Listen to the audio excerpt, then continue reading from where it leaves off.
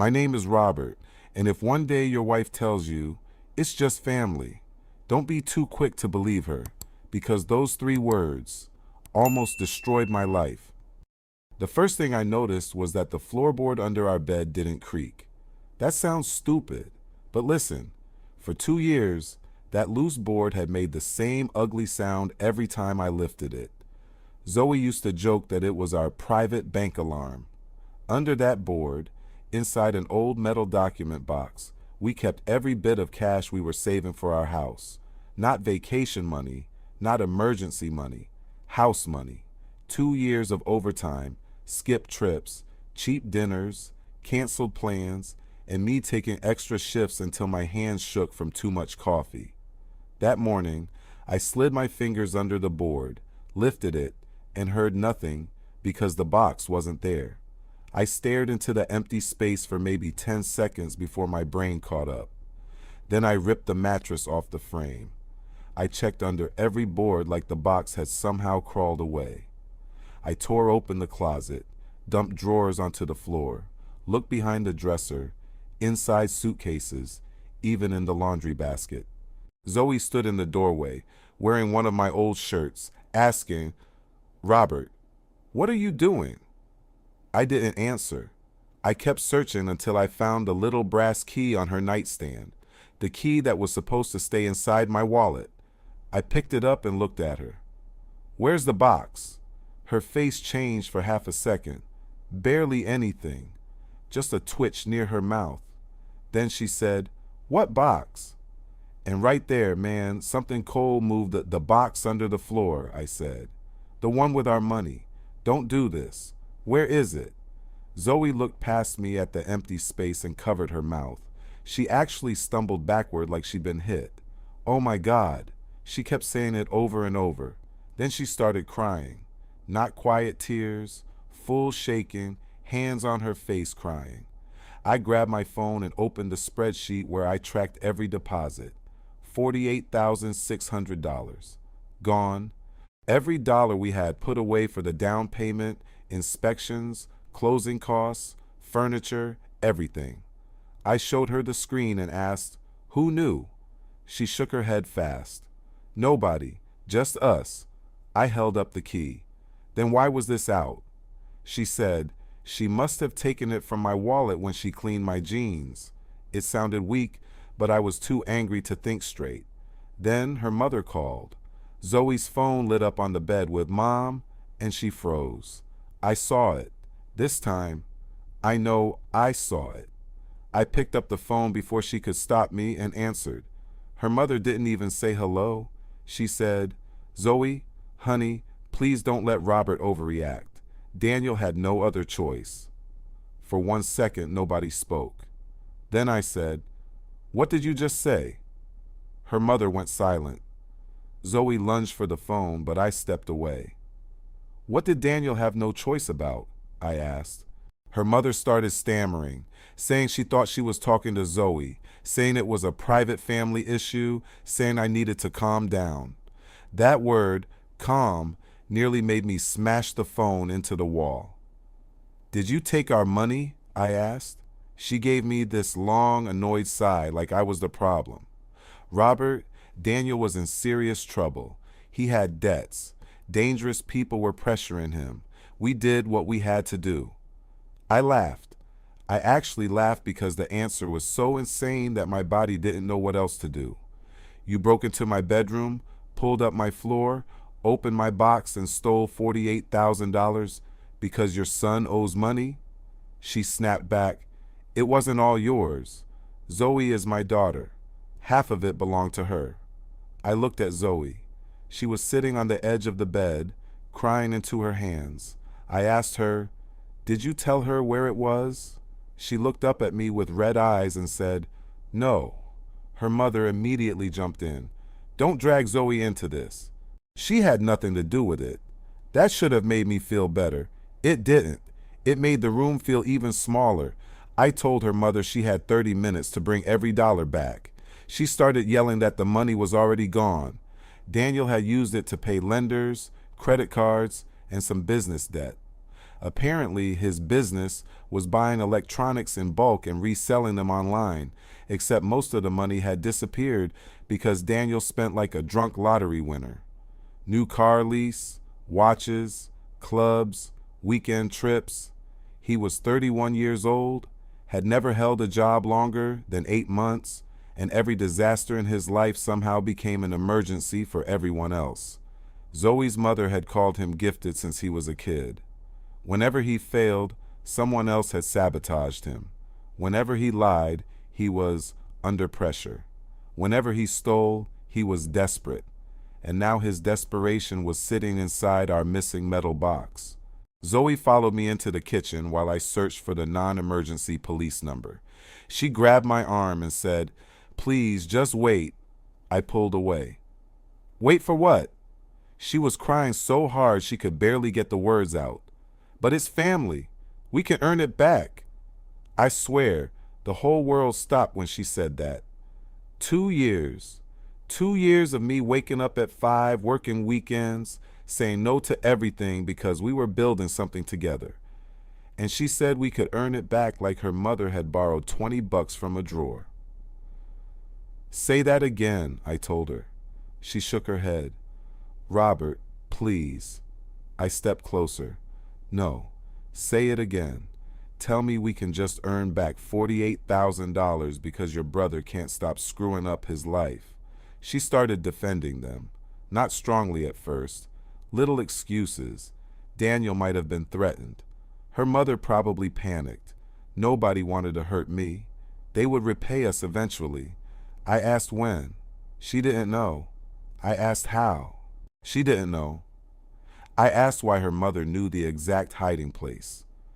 Zoe wiped her face and said, "Maybe she saw us put it there once." "She's never been in our bedroom alone," I said. Zoe looked away. There it was again. That tiny pause. That split second where the answer had to be built before it came out. "Maybe when we were at work," she said. I called the police. Zoe screamed my name like I had just pulled a weapon. She tried to take the phone, then backed away and said, "You're going to destroy my family." I told the operator that cash had been stolen from my home, that I knew who took it, and that the person had admitted it over the phone. Zoe stood across from me, breathing hard, staring like she didn't recognize me. "Once you do this, you can't undo it," she said. I looked at her and answered, "Neither can they." The officers arrived about 20 minutes later. By then, her mother, her father, Daniel, and Zoe's older aunt were all blowing up our phones. Her father left a voicemail calling me a greedy bastard. Her aunt said I should be ashamed for treating family like criminals. Daniel sent one message: "You have no idea what you're getting involved in." I showed everything to the officers. I showed them the empty hiding place, the spreadsheet, bank withdrawal records, text messages where Zoe and I discussed the savings, and the call log from her mother. One officer asked Zoe if she knew anything about the theft. She hugged herself and whispered, "No, I just found out." That answer should have ended it. Instead, something inside me tightened, because she didn't say it like a shocked wife. She said it like someone repeating a line she had practiced. The police left that afternoon with enough information to open a theft investigation. They also went straight to my mother-in-law's house. I didn't go with them. I stayed home because if I had seen Daniel's face right then, I honestly don't know if I would have kept my cool. About an hour later, my phone exploded. Her mother called 12 times. Her father called 7. Daniel sent me a voice message full of insults, saying I had crossed a line that could never be uncrossed. Then came the family group chat. Cousins I barely knew suddenly had opinions about what kind of husband I was. Apparently I was heartless, obsessed with money, and destroying a family over a misunderstanding. A misunderstanding. That's what they called walking into my house and stealing 2 years of my life. Zoe sat beside me on the couch crying the entire time, begging me to answer her mother. I refused. Finally, she whispered, "Please, they're terrified." I looked at her and said, "Good, they should be." That evening, the police called me with an update. They had interviewed everyone. My mother-in-law admitted taking the money but insisted Zoe had every right to approve it because she was my wife and half the savings belonged to her. She even claimed they intended to repay every dollar once Daniel got back on his feet. The officer didn't sound convinced. He told me they were still gathering evidence because cash cases were messy, but the admission itself was important. I thanked him, hung up, and expected to feel better. I didn't. Something kept bothering me.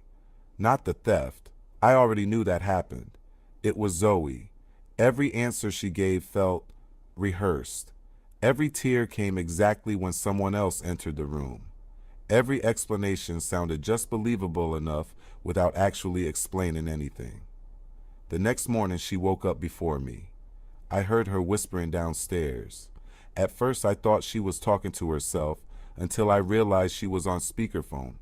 I stopped halfway down the stairs when I heard her mother say, "Just keep him emotional. He'll calm down eventually." Zoe answered so quietly I almost missed it. "He called the police, Mom." There was a pause before her mother laughed. Actually laughed. "Then we wait.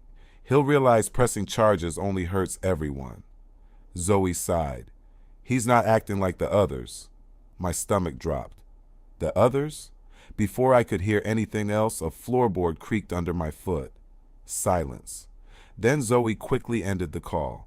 When she turned and saw me standing there, she smiled, a forced, nervous smile, and asked if I wanted coffee, like I hadn't just heard the weirdest sentence of my life. I couldn't stop thinking about those two words, the others. I asked her casually over breakfast, "What did your mom mean when she said I'm not acting like the others?" She didn't even blink. She meant my uncles. They fought with her before. Too quick, too smooth. I nodded like I believed her. Inside, alarms were going off. That afternoon, while she was taking a shower, I opened our laptop. We shared everything, or at least I thought we did. Her email was already logged in. I wasn't looking for an affair. I wasn't even sure what I was looking for. I typed Daniel's name into the search bar. Hundreds of emails. Not between Zoe and Daniel. Between Zoe and her mother. Most were grocery lists, birthdays, random family stuff. Then I noticed one folder.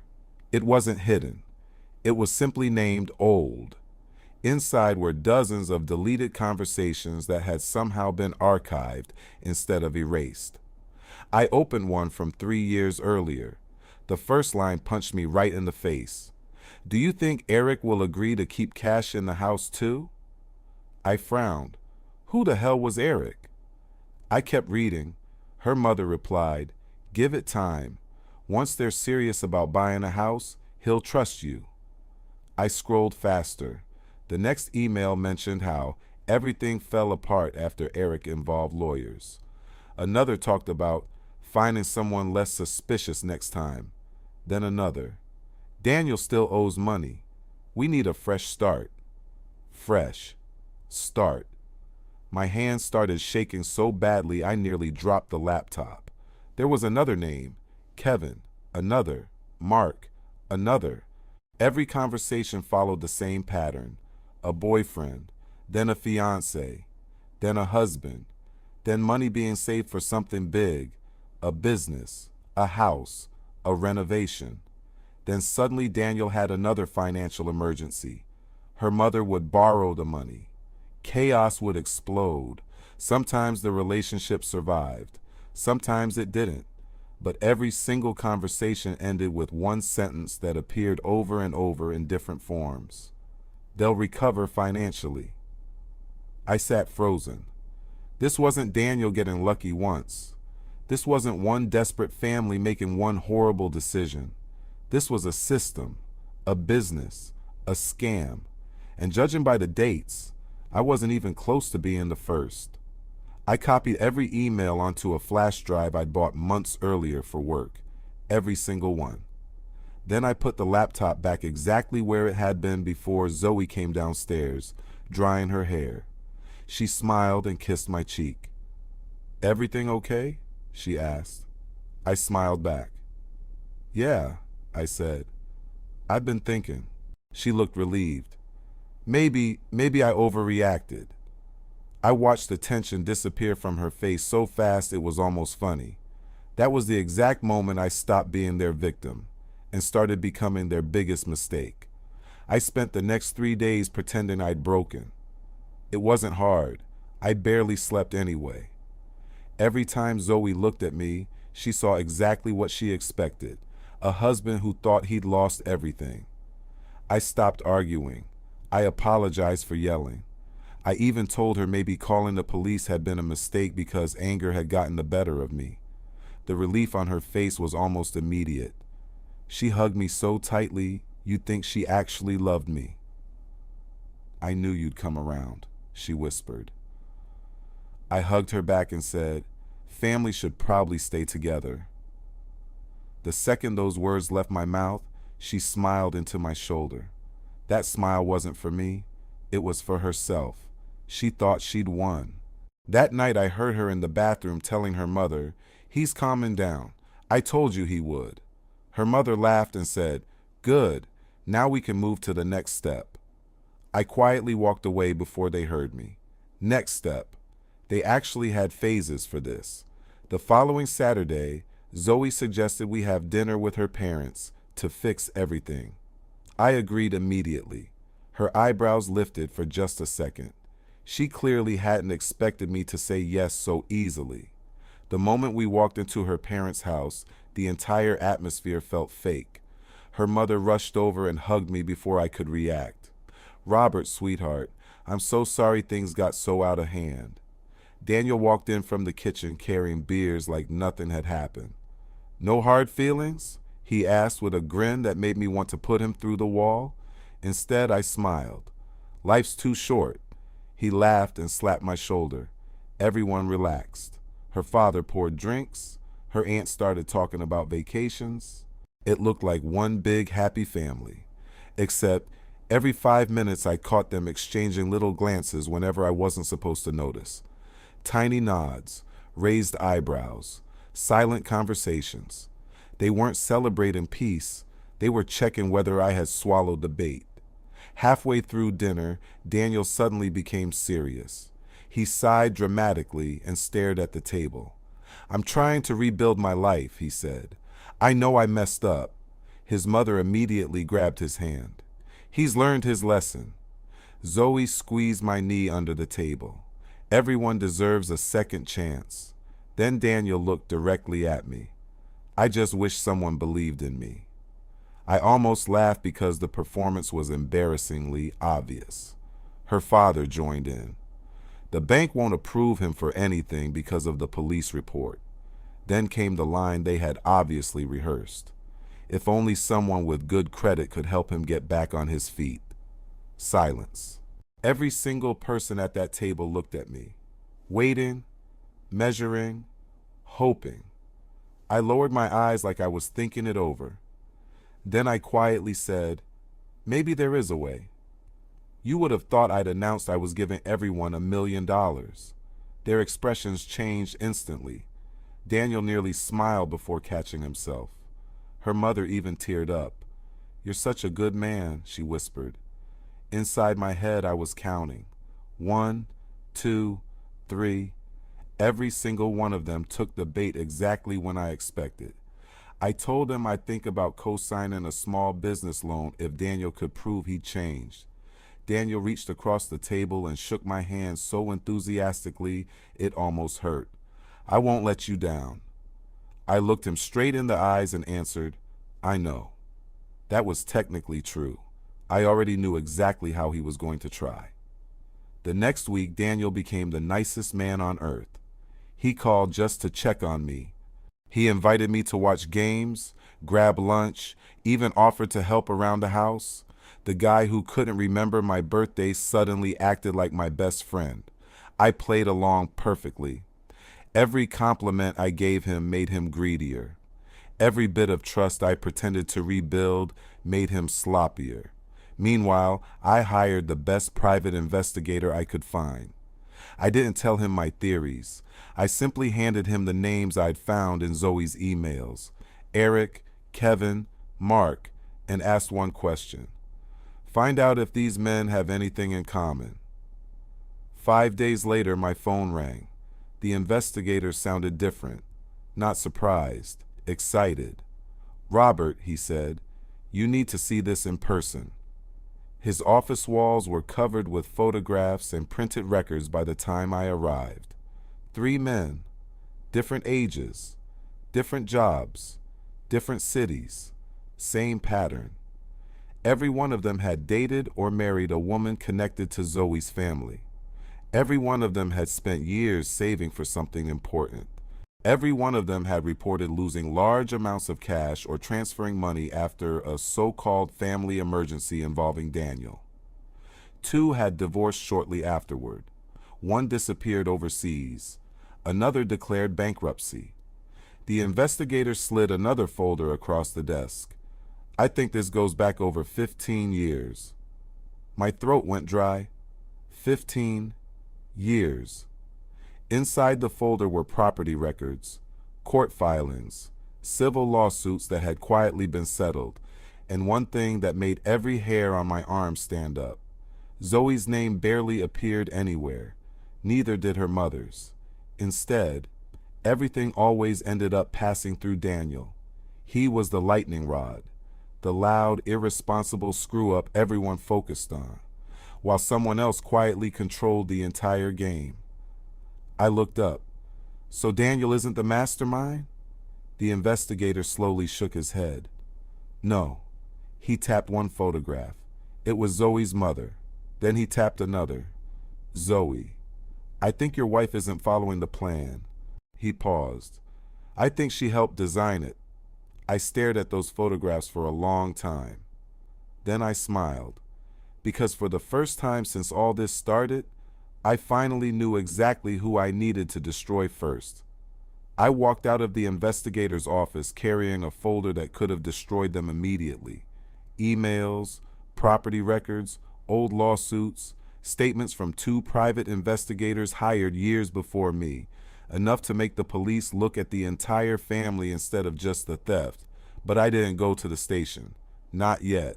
If I handed everything over right then, Daniel might go to jail, my mother-in-law would probably be charged, and Zoe would finally have to answer some very uncomfortable questions. That would have been justice. But it wouldn't have been enough. They had spent years ruining people one husband at a time. They didn't just steal money. They stole years of people's lives. They made good men question themselves until they thought they were the crazy ones. I wanted them to feel exactly what every victim had felt. I wanted them to believe they had won, right before everything disappeared beneath their feet. The investigator gave me one last piece of advice before I left. People like this only make mistakes when they're greedy. I asked him how greedy he thought they were. He laughed. Greedy enough to always go for one more deal.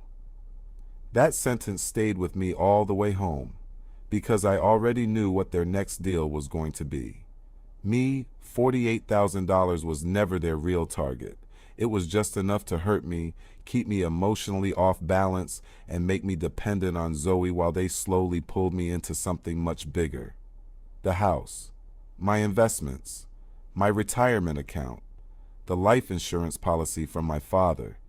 If this pattern had lasted 15 years, they weren't surviving on stolen savings alone.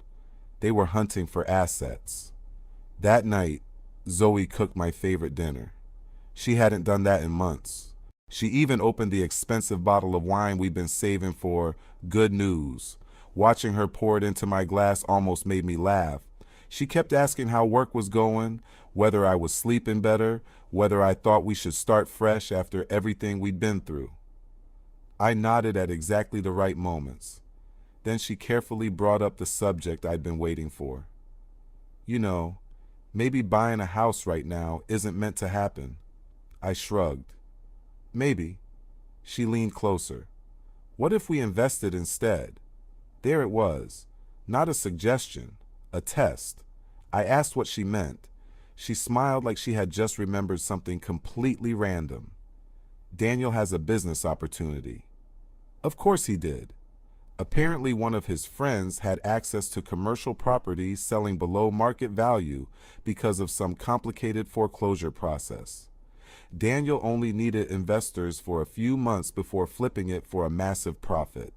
Zoe claimed she had only heard bits and pieces, but she kept repeating suspiciously specific numbers.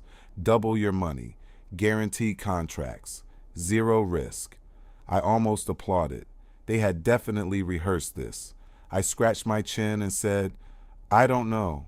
After everything that's happened, she immediately reached for my hand. That's exactly why. We lost our savings. Maybe this is how we get ahead again. It was incredible. They robbed me, then tried convincing me the solution was giving them even more. The next evening, Daniel invited me to his favorite sports bar. He arrived 20 minutes late wearing a brand new watch that definitely hadn't come from a man drowning in debt. He spent half an hour apologizing again before finally leaning across the table. Look, Robert, I never wanted things to happen like this. I nodded without saying anything. He lowered his voice. But I can fix everything. Here it comes, I thought. He pulled out his phone and showed me photographs of warehouses, office buildings, and stacks of paperwork. Everything looked legitimate at first glance. Purchase agreements, renovation plans, profit projections. My partner already has buyers lined up, he said. We're practically printing money. I asked why he needed me if the deal was that good. He smiled. Banks trust people like you. People like me, responsible, predictable, easy to manipulate. I spent the next hour asking dumb questions on purpose. Every answer made Daniel more confident. He genuinely believed I had no clue what he was doing. By the end of the meeting, he slapped me on the back and said, "Take a few days. Talk it over with Zoe. I think this could change all our lives." I looked him straight in the eye and answered, "I think you're right." He left the bar smiling. The second he walked out, I pulled another phone from my jacket pocket. The entire conversation had been recorded. Over the next 2 weeks, I became exactly the husband they wanted. I apologized to my mother-in-law in front of the whole family for overreacting. She pretended to forgive me while secretly enjoying every second of my humiliation. Her father even made a toast about second chances. Daniel started sending me draft contracts. Zoe became affectionate again, constantly talking about our future together. Every single one of them believed I had finally accepted that family came before money. What they didn't know was that every email, every contract, every phone call, every meeting was being copied straight to my attorney.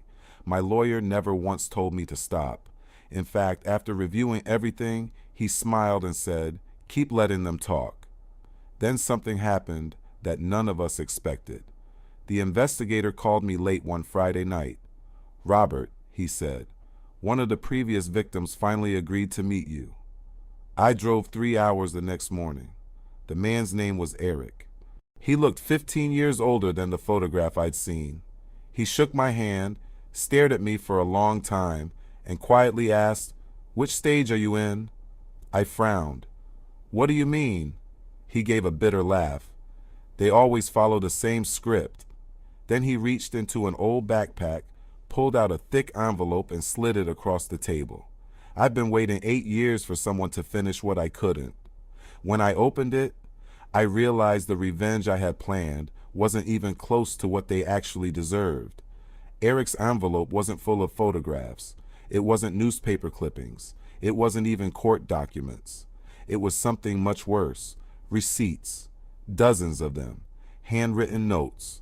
Copies of cashier's checks. Bank withdrawal slips. Printed emails. A timeline.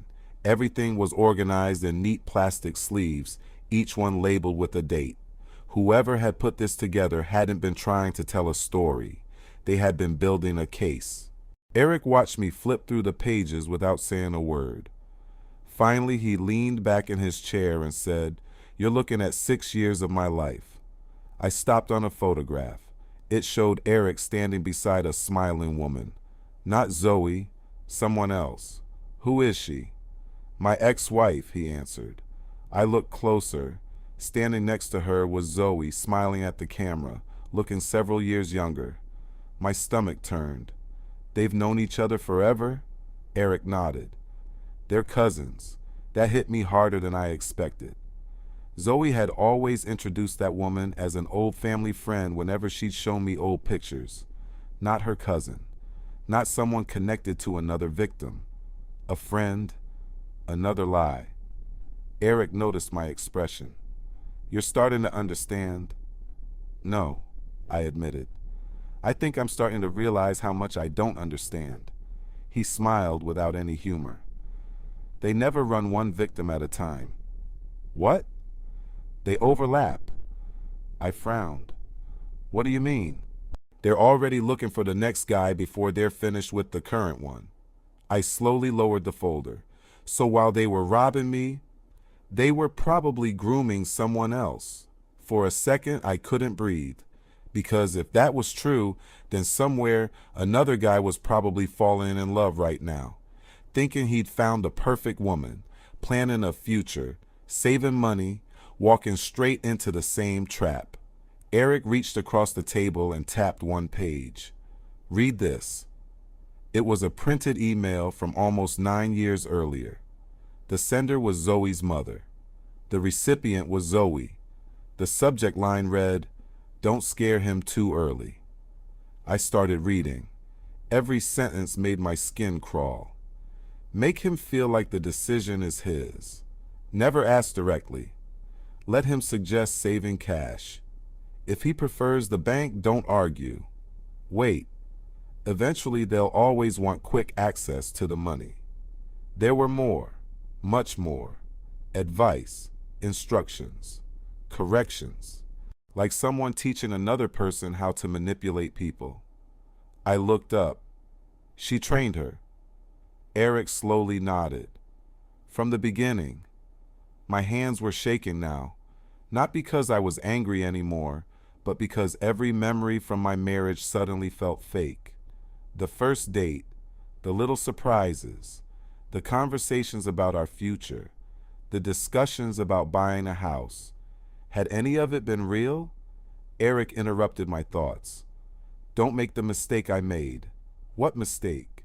I confronted my wife the moment I found proof. What happened? They disappeared. Who? All of them. He stared out the cafe window. Within 48 hours, every account was empty. The properties were transferred. The phones were disconnected. They even emptied the house before I got home. They had contingency plans. I swallowed. So if they think they've been exposed, they vanish. That changed everything. I couldn't scare them. I had to make them feel safer than ever. Eric pushed one final folder toward me. This is the important one. Inside were copies of property deeds, companies, limited liability corporations, and investment partnerships. At first, they looked unrelated. Then I noticed the same attorney's name appearing over and over, the same accountant, the same notary, the same shell companies, different names, same people. They've been laundering everything through real estate, I whispered. Eric nodded. Exactly. I stared at one address, then another, then another. One commercial building, 2 rental duplexes, 3 vacant lots, a lake cabin, everything hidden behind different companies. I looked up. How much do you think they've made? Eric gave a tired laugh. I stopped counting after 2 million. Silence. Then he quietly added, and that's just what I could prove. On the drive home, my phone rang. Zoe. Hey, she said sweetly, you've been gone all day. I went fishing. You don't even fish. I laughed. Maybe I wanted to start. She laughed too. Fake. So, she said casually, Daniel wanted to know if you've looked over the investment papers. There it was again. Always Daniel. Always the opportunity. Always the next step. I actually have, I answered. And? I think... I paused long enough for her to hold her breath. I'm ready. She nearly squealed. Really? I think we're finally moving forward. You have no idea how happy that makes me. No, she had no idea how happy that made me, because the moment I said yes, they stopped being careful. The next week, Daniel invited me to meet his business partner. The man introduced himself as Victor.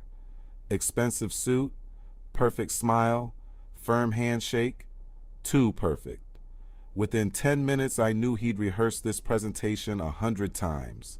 He talked about distressed commercial properties, tax advantages, short-term bridge financing, and guaranteed buyers. He never stumbled once, except for one tiny mistake. He mentioned owning a warehouse on Jefferson Street. I'd already seen the property records. That warehouse wasn't his. It belonged to one of the shell companies from Eric's folder. He had just accidentally admitted he controlled it. I acted impressed, asked dumb questions, signed a non-disclosure agreement, and told him I'd move some of my investment portfolio if everything checked out. Victor smiled. Daniel smiled. Zoe squeezed my hand. 3 predators, 1 table. Convinced they were watching another victim walk willingly into the cage. None of them noticed that every document they handed me had already been photographed. Every meeting had been recorded. Every promise had been witnessed by my attorney. And the biggest lie of all was the one I had just told them. Because they believed I was preparing to invest everything I had. In reality, I was preparing to make them sign away everything they owned. The meeting where everything was supposed to become official was scheduled for the following Thursday. Victor rented the conference room on the top floor of a downtown office building. Glass walls, expensive coffee, leather chairs, everything designed to make people feel like they were sitting with serious businessmen instead of professional predators. I arrived 10 minutes early carrying a black portfolio. Daniel immediately noticed it. "That the paperwork?" he asked. I smiled. Most of it. I could practically see the excitement behind his eyes.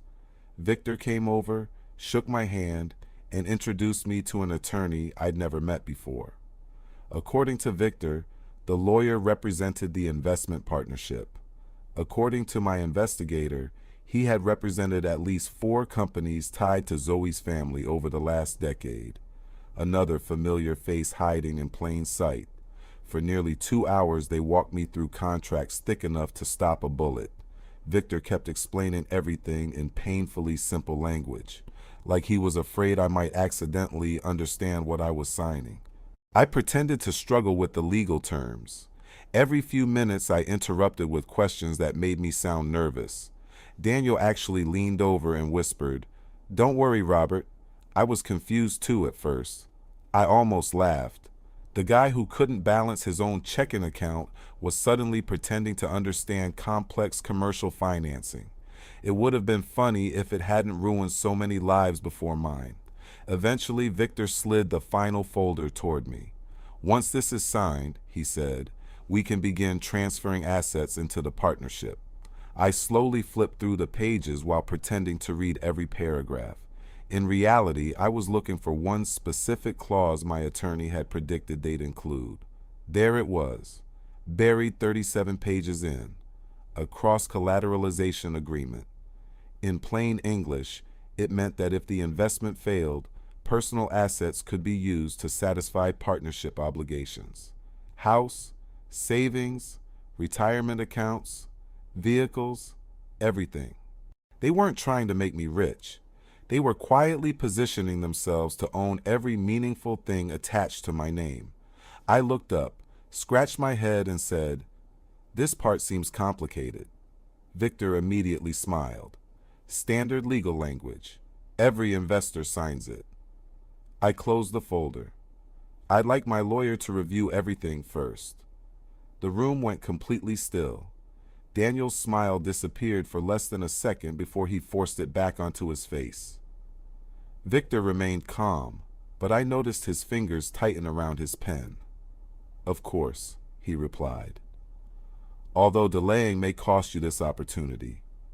I shrugged. "If it's as profitable as you say, another couple of days shouldn't matter." Nobody argued. That surprised me.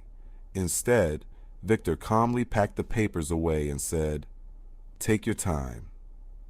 As we walked toward the elevator, Daniel quietly pulled me aside. "Don't overthink this," he said. "Sometimes you just have to trust people." I looked him dead in the eye. "I completely agree."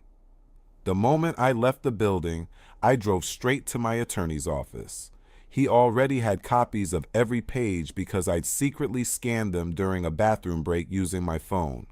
He spent less than an hour reviewing the originals before leaning back in his chair with a grin I'd never seen before. "They're getting impatient," he said. "That's good." I asked why. He pointed to 3 separate clauses they'd quietly added since the draft they'd emailed me 2 weeks earlier. Each change made it easier for them to strip assets from investors if the company suddenly defaulted. "They're rushing," he explained. "Careless people leave fingerprints." Then he handed me another folder. This one wasn't theirs. It was ours. Inside were completely new contracts. Real ones. Built around an acquisition company my attorney had formed months earlier after I first hired him. Every page looked nearly identical to Victor's paperwork. Same formatting, same legal language, same structure. The critical difference was hidden in several sections only someone reading very carefully would notice. Instead of transferring my assets into their company, the agreements transferred operational control of their shell companies into mine if certain financing conditions were met. They believed they were experts at burying traps in legal documents. My attorney had simply built a better trap. "Will they notice?" I asked. He smiled. "Not if they're as arrogant as you say." That answer stayed with me all weekend. On Sunday, Zoe suggested inviting everyone over for dinner. "Mom thinks it'd be nice if we all got past this," she said while setting the table. "No more fighting." I agreed immediately. Within an hour, the house was full. Her parents, Daniel, Victor unexpectedly showed up too, claiming he happened to be nearby. Even the aunt who'd called me a monster after I contacted the police hugged me at the front door. Watching them all laugh together inside my living room made my skin crawl. They weren't celebrating reconciliation. They were celebrating what they thought was the final stage of another successful scam. After dessert, Daniel casually asked, "So, did your lawyer review everything?" I nodded. "He did." "And?" "I think we're ready." Silence. Then smiles. Real ones this time. Zoe reached under the table and squeezed my hand. "I knew you'd make the right decision." Her mother actually started crying. "I told everyone you had a good heart." No, she hadn't. She told everyone I was predictable. There was a difference. I stood up and walked into my office before returning with the black portfolio. Daniel leaned forward like a kid waiting to open birthday presents. Victor uncapped his pen before I even sat down. I placed the folder on the table. "This includes one small change my attorney requested," I explained. Victor barely glanced at the cover. "Nothing major?" "My lawyer said it's just standard protection." Victor laughed. "Smart man." He opened the folder, skimmed the first few pages, then handed it straight to Daniel. Daniel didn't read it either. He simply passed it to Zoe. She looked at the signature pages, not the legal terms, exactly as my attorney predicted. Victor finally said, "Everything looks fine." He signed first, then Daniel, then Zoe, then her father. Finally, my mother-in-law signed without reading a single clause. 5 signatures. Everyone exactly where we wanted them. I picked up the folder, smiled, and said, "Perfect." None of them realized they had just signed the first documents that would eventually strip them of every hidden company they'd spent 15 years building. And the best part? They thanked me for the opportunity. Over the next month, I became their favorite person. That wasn't an exaggeration.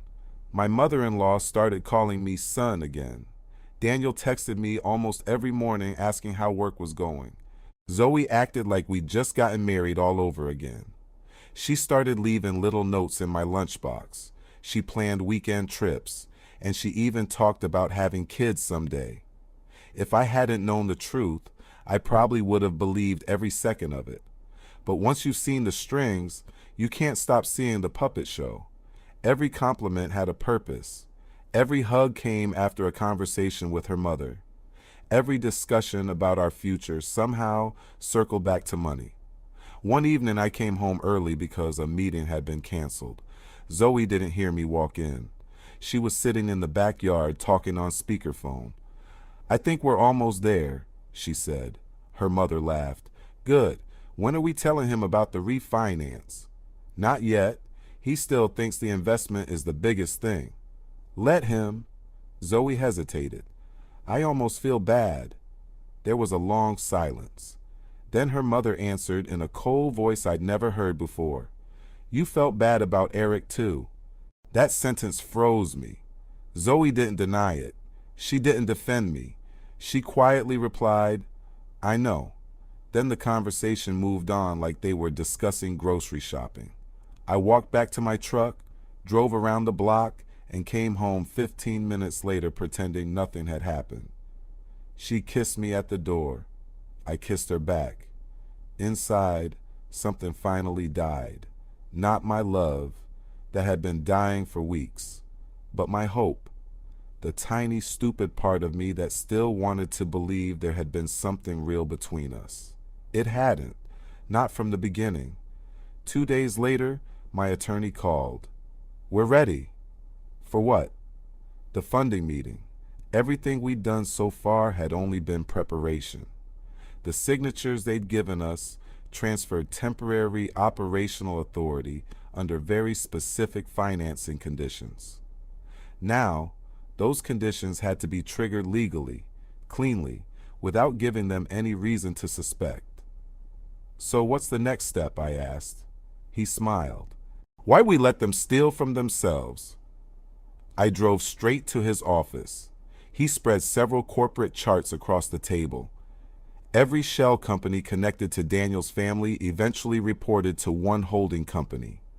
That holding company controlled nearly everything they'd accumulated over the years: rental properties, commercial buildings, investment accounts, and even 2 vacation homes. "They've hidden ownership well," my attorney admitted. "But they're lazy." He pointed to one signature. Victor. Then another. Daniel. Then Zoe. Then my mother-in-law. They all signed assuming they were authorizing financing.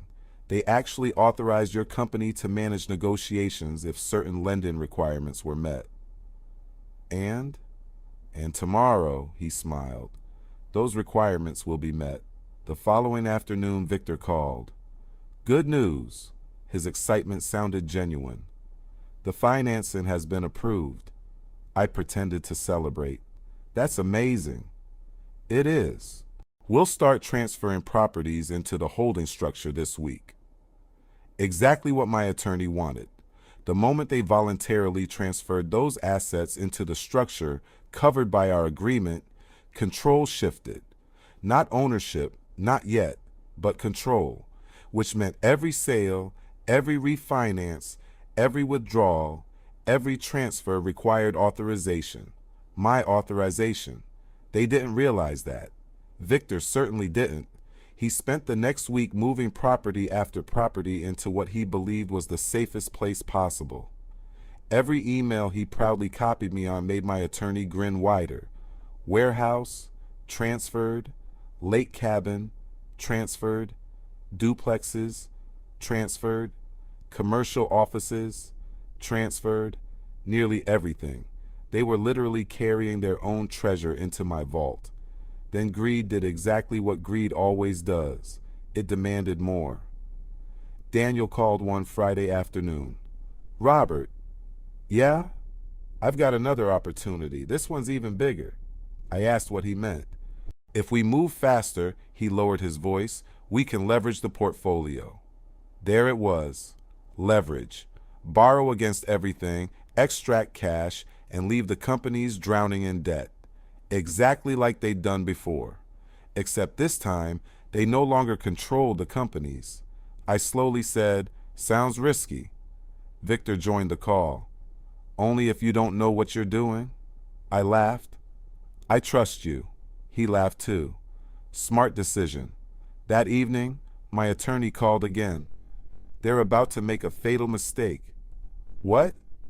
They're trying to borrow against assets they no longer control. What happens? They'll submit the request Monday. And? He smiled. We reject it. Won't they notice? Oh, he laughed quietly. They'll notice. Monday morning. 9:14 a.m. Victor called. No confidence, no smooth voice, just pure panic. Robert, yeah? The bank says there's an authorization issue. I'll look into it. Please. He sounded desperate. I waited exactly 30 minutes before calling back. I spoke with my attorney. And? Apparently the management rights changed after the restructuring. Silence. Then, what does that mean? It means, I paused just long enough, nothing can move without my approval. Complete silence. Victor finally laughed. A fake laugh. Funny. I'm serious. Another silence. Then he quietly asked, Can we meet today? Of course. An hour later, the entire family was sitting in Victor's office. Nobody was smiling anymore. Daniel looked pale. My mother-in-law kept tapping her fingernails against the table. Zoe hadn't looked at me once. Victor pushed a stack of papers across the desk. Robert, he said carefully, we're having a small misunderstanding. I opened the folder, pretended to read, then calmly closed it again. I don't think we are. Daniel frowned. What? I looked around the room. Every single one of them was waiting for me to solve their problem. They still believed I was on their side, still believed I was confused, and still believed they were smarter. I smiled. Then I said the 5 words that made every face in the room change. I've read every contract. The room went dead quiet. Victor was the first one to recover. He leaned back, forced a laugh, and said, Okay, good. Then you know this is just a technical issue. I looked at him. No, I know exactly what this is. Daniel shifted in his chair. My mother-in-law stopped tapping her nails.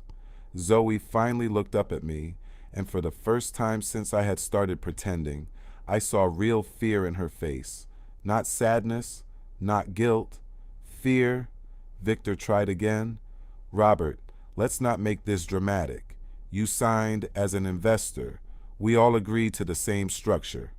I nodded. That's true. He relaxed for half a second. Then I added, You also signed away management control the moment the portfolio was moved. His jaw tightened. Daniel snapped, That's not what those papers said. I turned toward him. You didn't read them. He opened his mouth, but nothing came out. I looked around the table. None of you did. My mother-in-law slammed her palm on the table. You tricked us. I laughed once. That is a wild thing for you to say to me. Zoe quietly said, Robert, can we talk alone? I ignored her. Victor pushed another set of documents toward me. We can reverse this. We terminate the management agreement and go back to the original structure. I flipped through the pages, then slid them back. No. His voice hardened. You don't understand what you're doing. I leaned forward. I understand that you moved every property into a structure controlled by my company because you thought you were about to drain me. I understand you tried to borrow against assets you no longer have authority over. And I understand you all signed the transfer documents willingly. Daniel stood up. You planned this. I looked up at him. You stole $48,000 from my house. He pointed at me. That money was family money. No, I said. It was bait. You just didn't know it yet. Zoe grabbed my arm as we left the building. Please stop. I pulled away. She followed me into the parking garage, her heels hitting the concrete behind me. Robert, listen to me. This has gone too far. I turned around. Too far? She started crying. Real tears this time. because now something valuable to her was actually at risk. My parents could lose everything. I stared at her. So could I. That never bothered you. She shook her head. You don't know the whole story. I laughed. I know about Eric. Her face emptied. She stopped breathing for a second. I continued. I know about Kevin, Mark, the shell companies, the old settlements, the emails between you and your mother. I know what the others means. Zoe looked around the garage like she was searching for an exit. You went through my private messages? I almost respected the audacity. That's your defense? She lowered her voice. Some of those things happened before I knew how bad it was. You knew enough to teach your mother where we kept the money. She denied it. Of course she did. She said her mother had pressured her. She said Daniel was in real danger. She said she never meant for our marriage to become part of the plan. I asked when it became part of the plan. Before our first date? Before she pushed me to save cash? Before she convinced me not to keep all of it in the bank? She flinched at that last one. There it was. I said, you made it sound like a cute thing. Remember? Our little secret box. Our future in cash. You even chose the hiding place. Zoe covered her mouth and looked away. I stepped closer. How much of us was real? She whispered. Most of it. That answer hurt more than if she had said none. Most of it meant some part had always been fake. Some part of every kiss, every promise, every plan had been connected to a number in her head. I nodded slowly. That's what I needed to know. The family started fighting among themselves that same night. My investigator had access to one of Daniel's old cloud accounts, and the messages were almost funny. Daniel blamed Victor for not reading the contract. Victor blamed Zoe for rushing the deal. Zoe's mother blamed everyone for getting greedy. Her father kept asking whether they could sell something before I locked it down. They tried. Every attempt triggered an alert. One of the duplexes, the lake cabin, a brokerage account tied to the holding company. They were moving exactly the way cornered people always move. Fast, emotional, stupid. My attorney documented everything. Every attempted transfer strengthened our case. Then Victor made the worst choice of all. He forged an authorization letter with my signature and submitted it to a lender. The lender called me to confirm. I said no, then sent the recording straight to my attorney and the police. That was when the investigation changed. The stolen $48,000 had opened the door, but the forgery kicked it off its hinges. Financial crimes investigators started asking questions. They wanted the old names, the shell companies, the victims, the property transfers. Eric agreed to testify. So did Kevin. Mark took longer, but once he realized the others were speaking, he sent years of records. Suddenly, this wasn't one angry husband calling the police on his mother-in-law. It was a pattern, a long, organized pattern built around trust, marriage, fake emergencies, and hidden transfers. My mother-in-law tried to reach me 14 times in one day. Daniel threatened me, then apologized, then threatened me again. Victor sent a formal letter accusing me of fraud. My attorney replied with 3 pages of dates, signatures, and recorded statements. Victor never sent another one. I still wasn't finished. They believed the legal pressure was the worst part. They thought I wanted the properties. They thought I was planning to keep everything and leave them with nothing. That would have been satisfying, but I wanted something cleaner. I wanted them to hand over the truth in their own words. So I called Zoe and told her there might be one way to fix it. She went silent. What way? I told her I was willing to return management control if the family signed a private settlement admitting the original $48,000 had been taken without my permission and agreeing to repay it from the portfolio. She sounded suspicious. That's it? I said. That's it? It wasn't.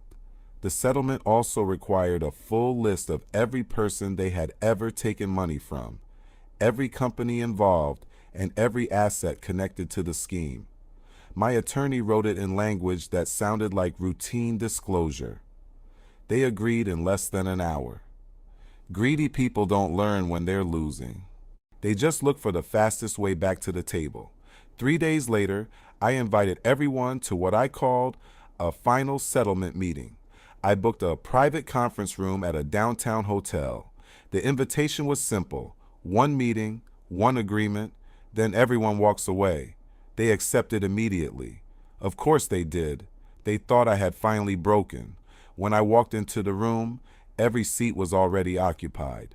Zoe, her parents, Daniel, Victor, and even the aunt who had spent weeks calling me a monster.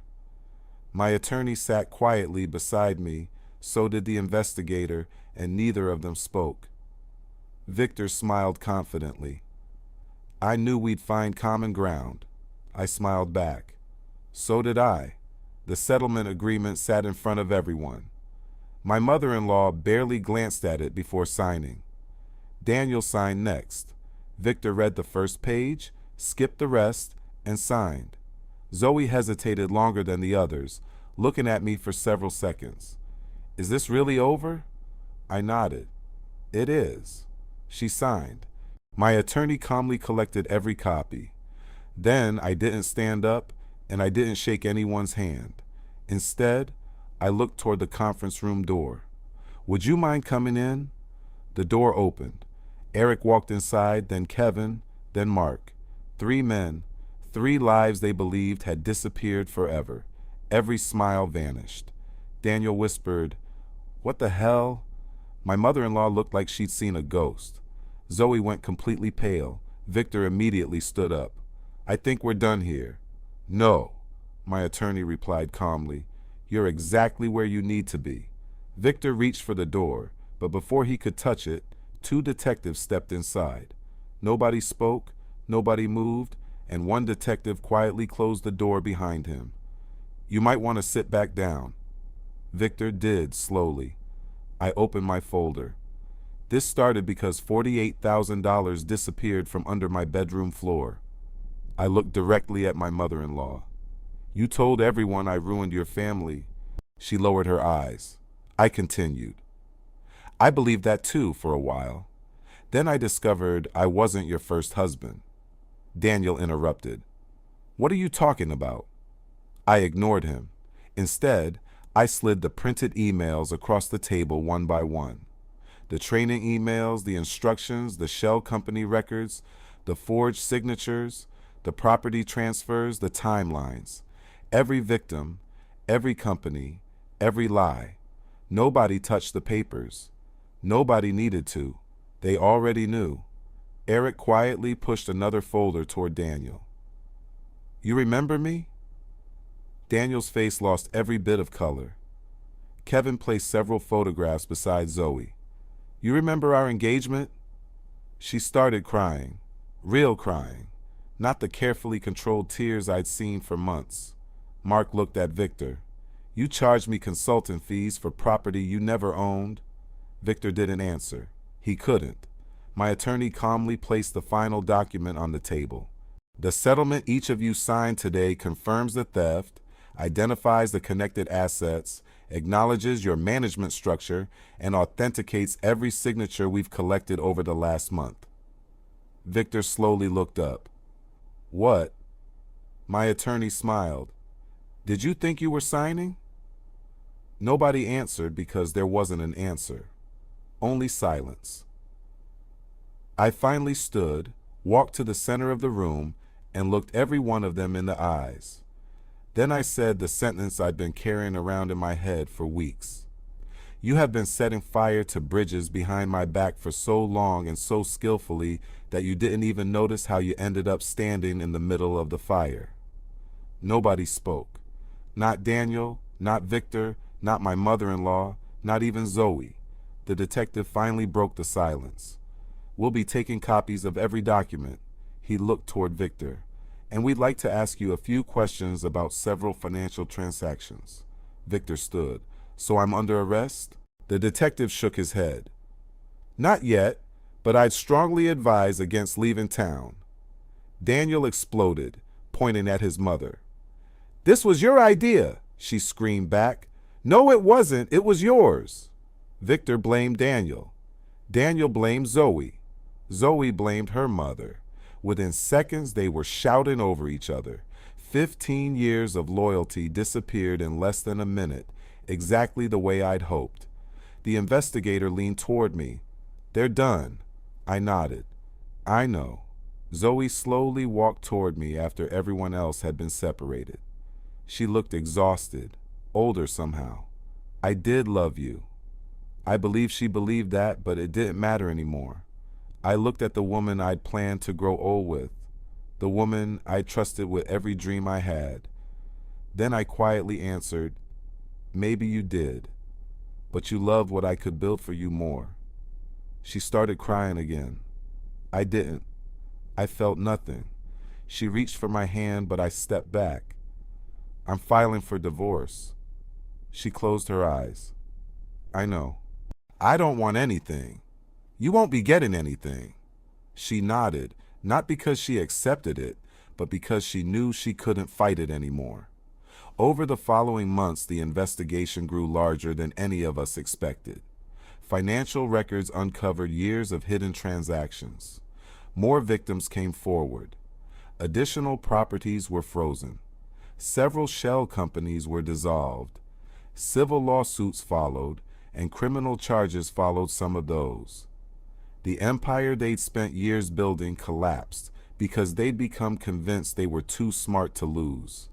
As for the $48,000, I eventually recovered far more than that through the legal process. Not because revenge made me rich, but because greed finally sent the bill to the people who created it. A year later, I finally bought the house I dreamed about. Not with Zoe, alone. The first thing I installed wasn't expensive furniture, it wasn't a giant TV, and it wasn't even a security system. It was a safe bolted into concrete. Not because I was afraid someone would steal from me again, but because some lessons are too expensive to forget. And if there's one thing this whole nightmare taught me, it's that betrayal almost never begins with strangers. It begins with the people who smile the warmest while quietly measuring everything they think they can take from you. So tell me honestly, if your own family stole everything you'd spent years building, would you have forgiven them? Or would you have done exactly what I did?